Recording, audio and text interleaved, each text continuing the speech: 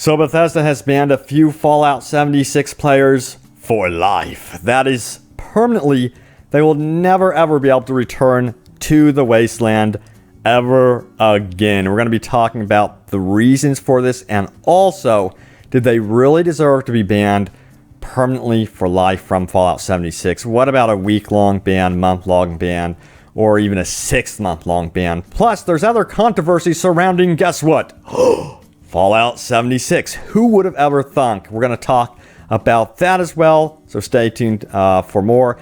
And also, yes, go over your top comments about the latest happenings around Fallout 76. So welcome back, my fellow Vault Dwellers and Wasteland Wonders, to Open World Games. Let's dive straight in, shall we? So, yeah, a lot to report on today. So first of all, this was the headline. Bethesda bans Fallout 76 players for life after shocking in-game homophobic attack.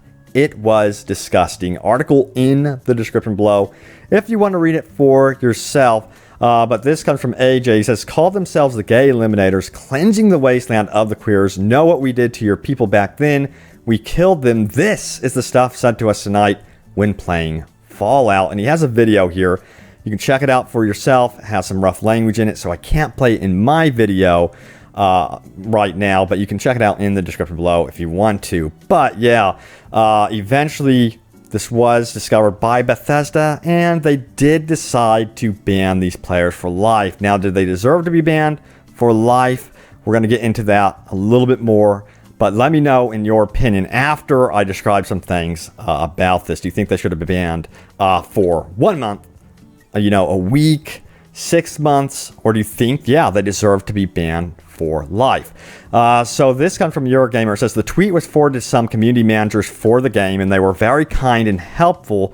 And AJ goes on to say, we were given a link to report the players, but had issues with it. The site asked for a video file of the incident, but the accepted file types weren't video files, so we couldn't send one. For me, the page would not even load. It seems very difficult to report players. Yeah, it seems like it's a big problem to have an online game release and not have proper reporting tools built into the game. So that's something that also needs to be considered and needs to come to the game as well down the road. Now, Bethesda did have their own statement about this whole fiasco and issue. They said, we gave an initial ban of 3 days while our CS team looked into the matter further, to verify the individuals were involved and what took place.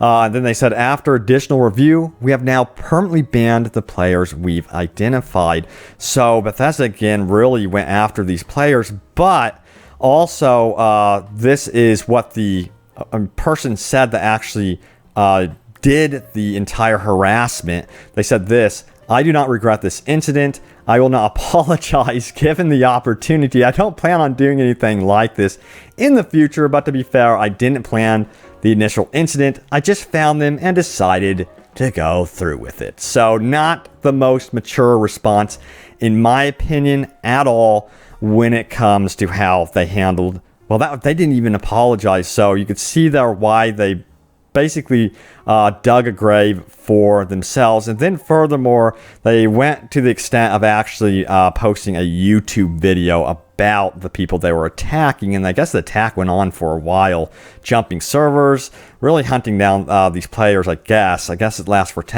over 10 minutes, something like that. But yeah, to post a video and to call out the exact gamer tags and to identify these people on video that's a big issue. That's where it gets into, major harassment, in my opinion, of course. So let me know, do you think they deserved a permanent ban? Do you think it should have been, again, a week, month, or 6 months? What is your take on the situation? Of course, when you enter any online arena in gaming, you're going to get griefers, but you should not expect to have, constant harassment, especially when it extends even outside the game, when you get into YouTube and that community and people start hunting down your gamer tag and stuff like that because of a video. So you could see the problems there. Now, there were some responses about this as well. let me see. Aladdin on Reddit says this. It would be nice to have an in-game reporting system. Totally agree with you on that one. That needs to happen. Like, seriously, that needs to be the next step for Bethesda to really get on some cases a lot faster.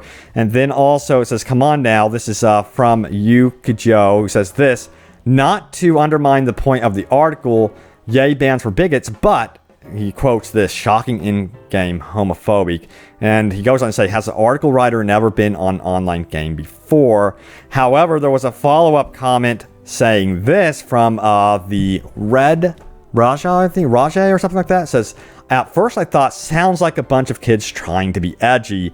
And then he says, they stalk the guy repeating the slurs and then post the video to YouTube with a homophobic title.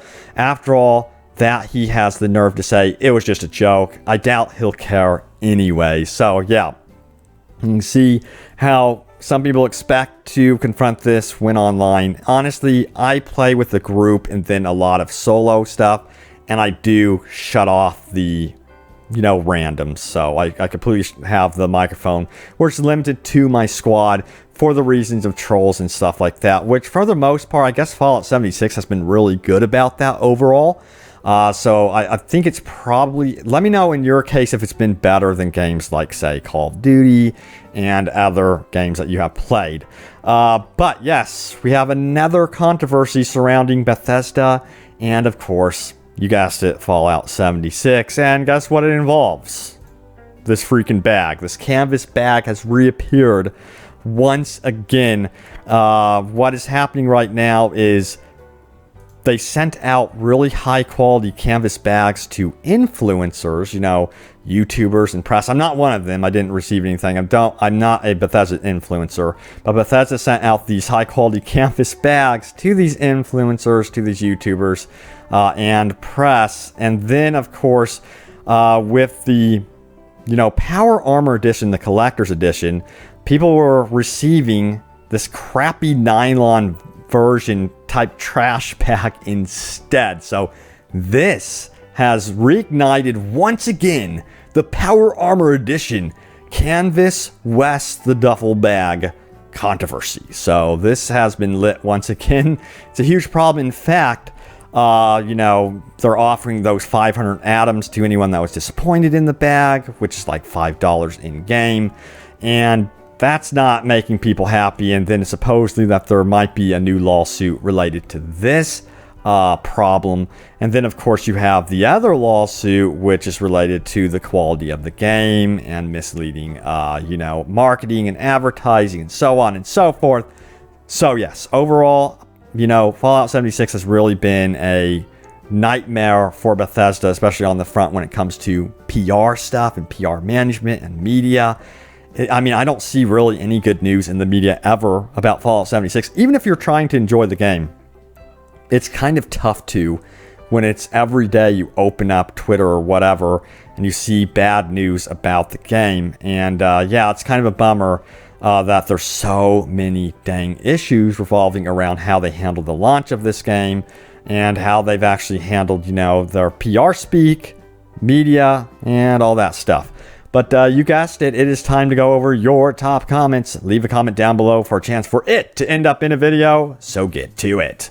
So here we go. The first top comment comes from Cringe Star, who says, anyone here thinks that the train station should be free to fast travel to?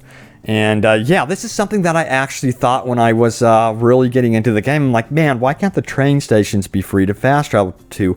I totally agree. I think they need to add this in the game, definitely. And I think it would make it a lot less, crazy with managing caps and stuff like that. Although, with all the exploits and stuff like that, it shouldn't be too difficult to manage caps. Although I personally really prefer not to exploit in this game as much as possible within reason, of course. But let's go on to the next top comment. Kelsey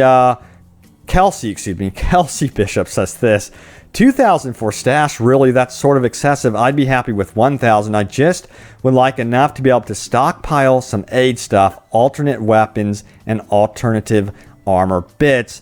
And 10-minute AFK makes me sad. Husband and I play together a lot, and sometimes I've got to go AFK to cook real fast or let the dog out. Guess I'll have to yell at him to move my character for me, LOL. Yeah. So they've added this AFK timer that's going to be going into the game with the next update. I thought it used to be like 15 minutes or something like that, or there was no AFK timer.